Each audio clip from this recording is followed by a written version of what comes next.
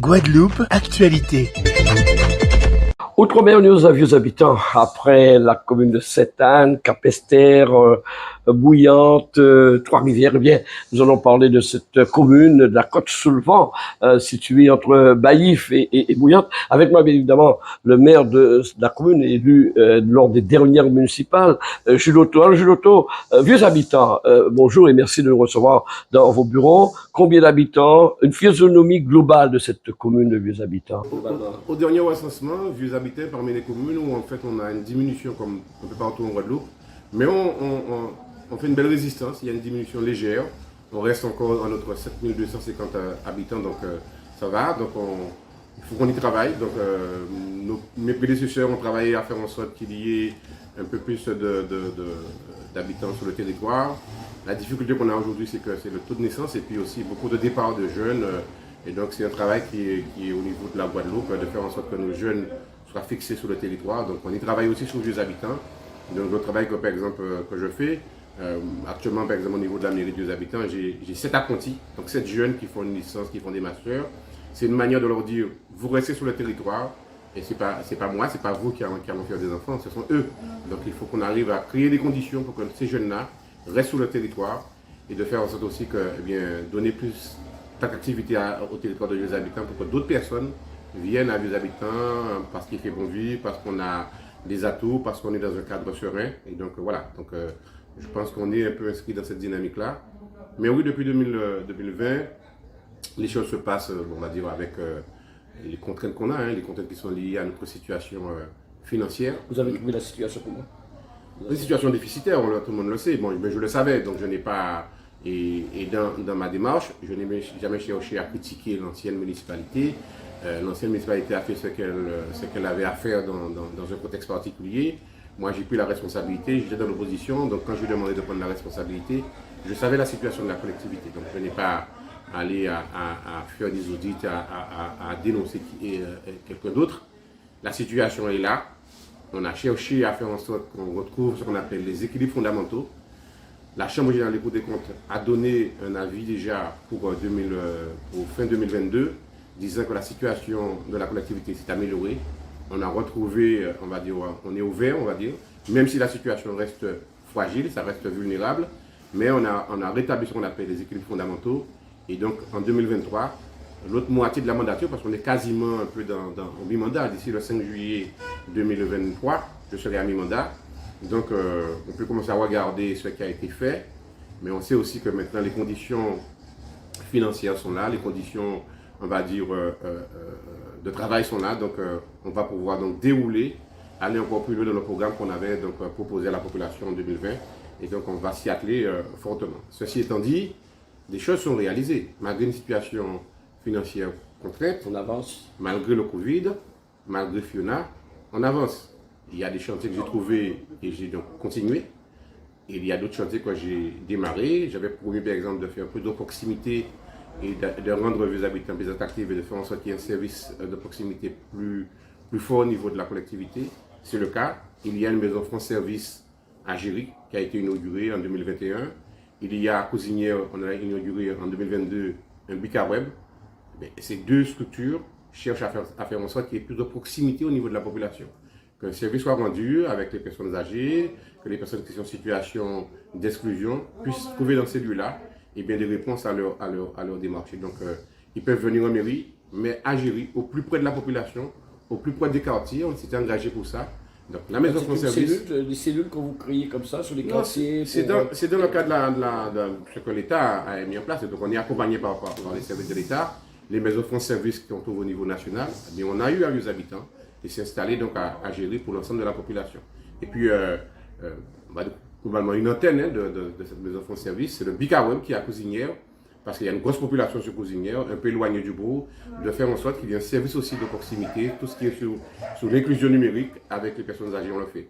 On a pour projet aussi, avec la 13 Union, reprendre les outils qui sont là pour faire en sorte aussi de l'inclusion numérique pour ces personnes âgées. Voilà, donc on avance sur nos projets, sur les questions qui sont liées aux écoles. Là aussi, on avance.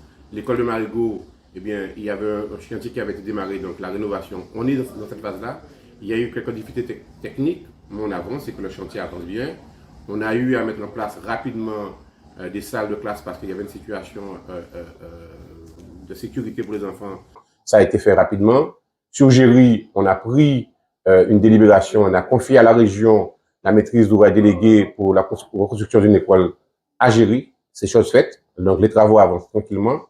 La maison du patrimoine, eh bien, en face de la mairie, avance aussi. On voit les travaux qui avancent. Et donc, d'ici fin 2023, on aura notre belle maison de patrimoine qui va remplacer la case Saint-Michel, mais avec un suivi de la DRAC. Et puis, sur le littoral, je m'étais beaucoup engagé sur une appropriation des abattoirs sur notre littoral, parce qu'on sait que le littoral aussi, c'est une manière de faire en sorte que nos habitants puissent s'y retrouver, mais aussi faire un appel. Par exemple, on voit bien que, par exemple, du côté de Malandur, il y a beaucoup de touristes. Si on arrive à avoir à la voûte une belle plage, c'est une chose qu'on a engagée avec l'agence des 50 pas. On a eu plusieurs réunions de quartier. La population a participé. Et en 2023, le dossier est passé dernièrement, fin d'année 2022, au conseil d'administration de la G50. Donc, on va attaquer les travaux. Un aménagement de la plage de la voûte avec, en embarquant la population, en envoyant la circulation et en protégeant le littoral. Et sur la plage de l'étang, il y en a créé quelques dégâts, mais les carabés sont là et on va avancer. Donc, avec le conservatoire du littoral, il y a des choses qu'on va faire pour faire en sorte que la plage de l'étang, la plage familiale, et puis aussi améliorer la route, ce qu'on va faire. Donc, l'État nous a accordé quelques subventions pour qu'on puisse avoir de l'argent pour pouvoir faire ces améliorations. On le fera. Et du côté de Val-de-Loge, le dossier avance aussi. Donc, vous voyez bien que sur le littoral, l'engagement qu'on avait pris de l'appropriation de notre littoral, eh bien, on y est. Et après, bon, on va continuer à avancer, notamment après Fiona, on a eu quelques difficultés sur les routes communales. Donc, on a monté des dossiers dans ce sens. On attend des réponses de la région. Le conseil départemental doit venir en appui et l'ingénierie a été réalisée. Donc, on attend maintenant une réponse concrète du conseil départemental. Mais on s'engage à faire en sorte de sécuriser bien, les endroits où les ponts, les œuvres ont été fragilisées, en particulier sur Beaugendre, sur Plessis. On a attaqué Plessis, on a quasiment terminé. On va attaquer sur Beaugendre et sur Géry, sur Cousinière, ou sur Grande-Rivière, où il y a des lieux où ça mérite d'être sécurisé. On le fera. On a bien vu la dernière fois qu'il y a eu un accident et ça a causé le décès de Mme Pellemard.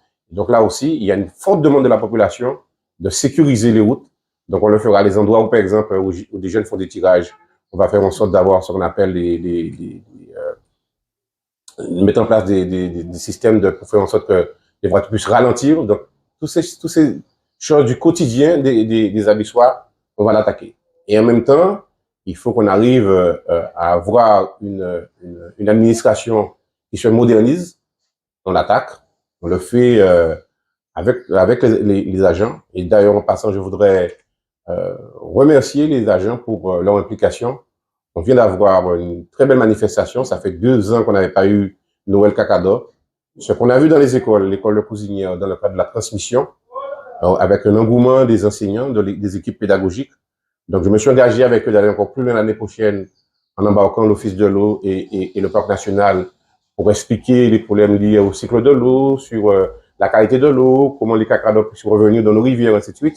Ce travail-là est fait avec le Parc national, le cacao, le café, pour que nos enfants, nos jeunes, puissent comprendre ce concept de Noël Cacador, d'où il vient et comment donc faire en sorte que ça continue à vivre. Et puis, ce qu'on a vu à Navarenne et puis dans le beau passé urinaire le 23, avec autant de monde, mais parce qu'il y a une mobilisation de mon équipe municipale, mais surtout de l'administration, des agents du service technique et de la cuisine centrale. Ça reste quand même une grosse tradition. J'étais moi-même présent ici à Abidjan le 23. Grande fête culturelle. On parle de Noël et puis il y a une histoire derrière Noël Cacador. Et à travers tout le spectacle, on le démontre. Oui, Noël Cacador, c'est pas simplement, il y a bien entendu une dimension très forte, très identitaire, très culturelle. C'est un événement qui attire beaucoup de monde. Mais derrière aussi, comme je le disais par exemple pour les jeunes, Noël Cacador par exemple a permis, mais ça il faut rendre hommage à mes prédécesseurs sur le travail qu'ils ont réalisé pour faire en sorte que le café, on a vu que même quand Noël Cacador a été lancé dans les années 95, ça a permis de rediscuter, de remettre en débat la situation du café. Et aujourd'hui, le bastion du café en Guadeloupe, c'est vieux habitants et c'est baïf. Je pense que Noël Cacador a contribué à faire en sorte qu'il qui est cette relance des cultures traditionnelles, le café, la vanille, le cacao. Donc, et c'est pourquoi, dans Noël Cacador, il y a cette dimension festive, cette dimension dans la cour, dans l'orchestre, les gens sont, on apporte de la légèreté, où les gens sont contents, on chante nos traditions et notre culture. Mais en même temps, il y a un village.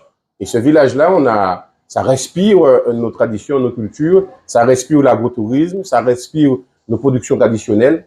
Et donc, c'est une manière aussi pour nous de faire vivre, d'aller questionner la production agricole, d'aller questionner nos habitudes alimentaires. C'est tout ça, Noël Cacador. Donc, il y a une dimension culturelle, une dimension identitaire, mais il y a aussi une dimension économique qui est derrière. Et la collectivité régionale, le conseil départemental, ils ont bien compris le message et c'est pourquoi on a été bien accompagnés. Le Parc national nous a accompagnés et d'autres entreprises privées. Mais au niveau des institutions, le Parc national, la région, le département et peut-être l'année prochaine, l'Office de l'eau vont nous accompagner. Et bien entendu, l'ensemble des artisans, des petites entreprises privées de la part de vieux habitants ont aussi apporté leur contribution. Et si on n'avait pas le tissu associatif, on n'aurait pas une Noël Cacador. Donc, je voudrais profiter pour leur dire merci. Merci pour leur implication. Merci pour le travail qu'ils font pour faire en sorte que vieux habitants soient attractifs. Parce que derrière l'événement, c'est aussi des touristes qui viennent. Moi, quand j'ai vu les gens qui étaient là, la population qui était là, il y avait beaucoup de Guadeloupéens qui venaient de partout. Mais il y avait aussi beaucoup de touristes qui venaient quasiment de tout le monde. J'ai croisé des Canadiens, des Belges, des Français, des Italiens. Ils attendent cet événement. Donc, pour nous, il faut qu'on arrive à continuer. Je me suis engagé avec le service culturel, avec mon équipe municipale, pour faire en sorte que l'année prochaine, qu'on aille encore plus loin, qu'on aille encore apporter plus une dimension identitaire et culturelle encore plus forte, mais surtout travailler beaucoup sur la dimension économique, la dimension touristique, la dimension agricole, la dimension agrotouristique. Oui, et puis les attractions aussi, c'est important que les habitants, c'était par exemple dans une manifestation sportive comme le Tour cycliste de la Guadeloupe, puisque il y a une étape qui a traversé les habitants. Alors, l'année dernière, on n'a pas été retenu parce que bon, il y avait des choix à faire ici. Quand par exemple, il y a Bourguin été choisi, c'est l'année après, c'est vieux habitants. Donc là, je travaille déjà avec le comité de cyclisme, avec le président. Je peux même dire qu'il a déjà fait une visite sur vieux habitants et l'étape traditionnelle de vieux habitants. Normalement, je me suis engagé. Donc j'attends là maintenant, c'est un arbitrage du comité de cyclisme, de son président et de son conseil d'administration. Mais la visite a eu lieu. Je pense qu'on aura une belle étape à vieux habitants. En tout cas, la commune va y contribuer. Je suis déjà candidat pour avoir cette belle étape au mois d'août. Donc, inscrit, comme on a toujours eu à vieux habitants, inscrit dans notre programme d'activité. On va, dès la fin janvier, on a fait une Noël Cacador, je laisse un peu respirer le service culturel, mais la programmation de l'activité culturelle en embarquant la dimension sportive pour l'année va se décliner avec, bien entendu, quand on va faire ça, on va réunir l'ensemble des acteurs associatifs pour leur dire de nous proposer comment eux voient l'activité de l'année et que nous, on puisse mettre ça dans l'organiser, le rendre cohérent. C'est le travail du conseil municipal. Je ne veux rien imposer. Je veux simplement notre boulot en tant que responsable au niveau de la collectivité, c'est de faire en sorte de collationner, de réunir l'ensemble des propositions des associations et de mettre ça dans un beau programme d'activité pour la population. C'est vrai que ce programme culturel, vous en aviez parlé à Paris, faisait partie de votre programme de campagne. Hein. Non, mais la culture, il me semble que quand on est dans un territoire comme vieux habitants, qu'est-ce qui est notre atout, notre force? C'est notre paysage, c'est notre biodiversité, c'est notre dimension culturelle, à travers Noël Cacador, mais à travers d'autres manifestations. On a aussi les manifestations à travers le carnaval. Donc, on travaille avec les associations. Là, il y a Piquant, mais il y a aussi notre association qu'on appelle Héritage, qui sont aujourd'hui sur vieux habitants. Ils doivent proposer des choses sur le territoire. Bien entendu, ils ne sont pas d'accord pour vieux habitants. Ils vont aller participer à d'autres manifestations, ce qui se fait ailleurs que vieux habitants. Mais il y aura des temps forts pour vieux habitants. On y travaille. Il y aura autour du mois de mai, d'ailleurs, on l'a appelé Folie Fondas. Et le mois de mai, pour nous, c'est un mois où on doit avoir de l'animation qui embarque la question du 27 mai, qui embarque la question de la fête de vieux habitants, qui embarque la question de Saint-Joseph. Voilà, tout ça, pour nous, le mois de mai, c'est un mois qui doit être animé. Donc ça, c'est déjà inscrit dans notre vision. Et puis, les vacances arrivent. Les vacances, c'est le mois de fin juin, juillet, août, de faire en sorte qu'au niveau du territoire, sur les plages, dans les rivières, tout en préservant notre environnement, de faire en sorte que, eh bien, que les vacanciers, les habitués, nos enfants puissent trouver un espace d'accueil et de pouvoir s'épanouir et puis s'amuser. C'est ça qu'on veut faire pendant les vacances. Donc, on est sur une programmation. Bien entendu, dès qu'on arrive en septembre, même un peu avant, on est déjà sur la programmation de notre nouvelle Cacador du mois de décembre. Et puis, il y a aussi, on avait fait l'an dernier une belle manifestation autour de la femme. On va certainement le reprendre parce que il y a beaucoup des habitants et ce qu'il est, parce qu'il y a aussi beaucoup de grandes femmes à des habitants qui se sont toujours données pour faire en sorte que la vie associative soit des moments forts, pour faire en sorte que nos enfants soient bien éduqués. Donc, nous, dans le travail que je veux faire, c'est aussi mettre la femme en avant.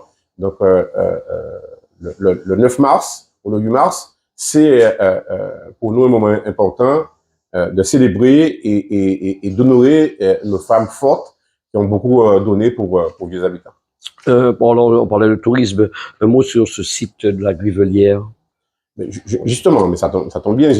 J'ai envoyé un message au président de la Grivelière de Votre-Vallée, M. Berry, et à son directeur Charles Chavodiga pour dire que je prends l'initiative, parce que j'étais avant-hier en réunion avec le conseil départemental et avec la région. C'était pas l'objet, mais j'ai eu une discussion avec le DGS, le nouveau DGS du conseil départemental et le DGS de la région. Ils sont d'accord pour mettre en place une commission pour travailler parce que depuis 2018, on a entamé des chantiers à la Grivelière. Moi, j'ai dit au président de la région, il faut absolument que l'année touristique septembre 2023, eh bien que la Grivelière puisse commencer à recevoir du public, mais en même temps, il faut que la route départementale, donc la route qui mène à la Grivelière, c'est une route départementale, il faut que le conseil départemental accélère les travaux pour que quand la Grivelière va s'ouvrir, que les choses puissent se faire. Donc, il y a quelques contraintes qui sont liées à des problèmes d'assainissement. Je me suis engagé avec la région, le département, voir avec les propriétaires, faire comment régler ce problème-là. En tout cas, ma volonté de faire en sorte que la Grivelière puisse reprendre son activité, en particulier la partie accueil, la partie visite, puisse reprendre son activité dès la saison touristique 2023-2024. On a parlé de sport. Vous avez été doté d'équipements sportifs, notamment pour les jeunes. J'avais vu une manifestation au mois d'août, quand j'étais en Guadeloupe. C'est très important aussi pour des jeunes qui aient ces attractions sportives. Alors, sur la question des équipements sportifs, on a des choses qui sont en place, mais il faut aller plus loin. On a pour le moment le Stade Debout. Il y a peut-être des équipements à faire autour, notamment, je suis en contact avec les professionnels ou les amateurs de pétanque. Donc, autour du Stade Debout, il faut qu'on arrive à donner un lieu pour que ces personnes-là, les boulistes, puissent trouver un lieu. Le dernier, on a fait un tournoi dans l'enceinte même du stade. Ça a donné lieu à des réflexions. Mais autour de la passage d'Irinaire, autour du Stade Debout, il faut qu'on améliore. Il faut que le stade qu'on a là, la tribune, il faut la reprendre, notamment la couverture, c'est prévu. Donc, le financement est là. Donc, on va l'attaquer en 2023. Et puis, travailler autour de ce stade pour les boulistes, avoir un lieu pour pouvoir faire leur activité. Sur Marigot, on en a Varennes. Ça fonctionne bien, c'est bien entretenu. Et puis, on va attaquer avec, justement, l'agence 50 pas. Dans le cadre du projet d'aménagement de la voûte, on va faire, il y a un gymnase à Bastère, il y a un gymnase à Bouillante. Pas la peine d'avoir vu habiter un gymnase, mais d'avoir un terrain couvert permettant de l'activité et que même quand il y a de la pluie ou autre chose. Donc, c'est notre projet. On a déposé un dossier au niveau de la préfecture, au niveau de l'agence nationale du sport. Le dossier est bien avancé. Donc, la voûte, il y aura un terrain tout couvert. Dans l'enceinte de l'école du Bourg, on va aménager pour, avec Caroulé, c'est une association qui travaille sur la question sur la boxe, sur d'autres types de sports. On va aménager une salle dans le Bourg, dans l'école du Bourg. Le financement, là, on l'a eu. Je peux vous donner le montant. C'est 94 000 € qu'on a eu de l'agence nationale du sport. Et puis, dans les quartiers, il nous faut aller plus loin. La région nous a doté d'un stade à Cousinière. Terrain, mais dans le cas, on a pu mettre à disposition de la région ce terrain. Donc, en maîtrise ou à délégué, la région va terminer. C'est prévu, normalement, c'était prévu le 31 décembre. Il y a eu quelques retards, mais ça va être inauguré d'ici le mois de janvier, le mois de février. Je remercie pour le président de la région par rapport à son engagement. Il m'a même dit si je peux lui mettre un deuxième terrain dans le bois à disposition, en fonction des disponibilités, il verra comment construire un deuxième stade du côté du bourg. C'était aussi une demande des jeunes dans le bourg, donc je vais y aller. Si on n'arrive pas à le faire avec la région, mais autour du complexe du terrain du conseil départemental qui est au niveau du collège, on va voir comment y arriver. Après, sur Géry, sur Val de Loge, il faut qu'on arrive à faire en sorte qu'il y ait des lieux de développement du sport, en particulier le foot. Et s'il y a d'autres demandes, on verra. Mais pour le moment, les équipements sont là, mais il faut aller un peu plus loin sur ce qui existe. Et donc, mais pour le faire, il faut aussi des financements et il faut aussi l'accompagnement, soit de l'État ou en même temps de l'État, de la région. On est inscrit dans cette démarche-là. Donc, normalement, on devrait pouvoir offrir à nos jeunes des équipements sportifs pour pouvoir qu'ils puissent faire du sport et se développer. Souvent, je vois des manifestations, des images avec les aînés de la commune. C'est une volonté de la commune de les entourer? Ah, mais les aînés, pour nous, c'est dans le cadre de ce... si on ne les a pas, je reviens sur Kakado, Nouvelle Kakado, la chorale. Le spectacle, oui, on voit. Ce sont nos aînés qui sont là. Et vendredi dernier, j'ai tenu à remercier l'ensemble des associations et de la chorale, l'orchestre. Ben, on les a remerciés, on était à Habitation L'Oiseau. Oui, pour nous, c'est important de travailler avec les aînés. Il y a une association Trait d'Union qui fait un excellent travail avec ces personnes-là. Il y a peut-être des choses qu'on doit améliorer. Il y a une convention, bien, on travaille une convention de partenariat, de collaboration plus forte avec Trait d'Union. On est inscrit dans cette dynamique-là. En tout cas, avec le président, on a des bonnes relations de travail, donc on travaille correctement. La semaine bleue, on monte au programme ensemble entre le CCAS et puis Trait d'Union. On fait des visites des malades, donc oui pour nous. Et voilà, c'est important. Et de plus en plus, on sait aussi qu'on va avoir, on est dans une population vieillissante, même si on doit travailler pour faire en sorte que nos jeunes soient fixés sur le territoire, mais on sait aussi qu'on a une population vieillissante, donc il faut prendre soin d'eux, ce sont nos parents, ce sont nos mamans, ce sont nos familles, et puis on sait aussi elles ont en main l'éducation et la transmission, donc on doit pouvoir travailler tranquillement avec eux et de permettre une transmission douce, tranquille, sereine au niveau de la jeunesse. Une toute dernière question, une question que j'ai posée d'ailleurs à l'ensemble des élus. On parle beaucoup de l'évolution statutaire. Quel est l'avis de l'homme politique sur ce sujet? Je pense, pour ne rien vous cacher, je suis dans la commission ad hoc.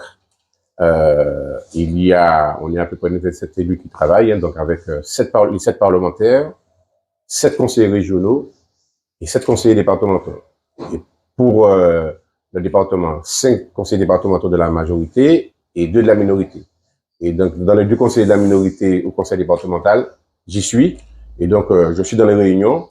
On a 2 logiques. Une logique qui cherche à dire dans ce cadre de travail et de chantier que le président de la République a ouvert. Donc, il y a un premier chantier c'est de répondre prioritairement et pour que les élus reprennent un peu plus de crédibilité parce qu'on est quand même querellés.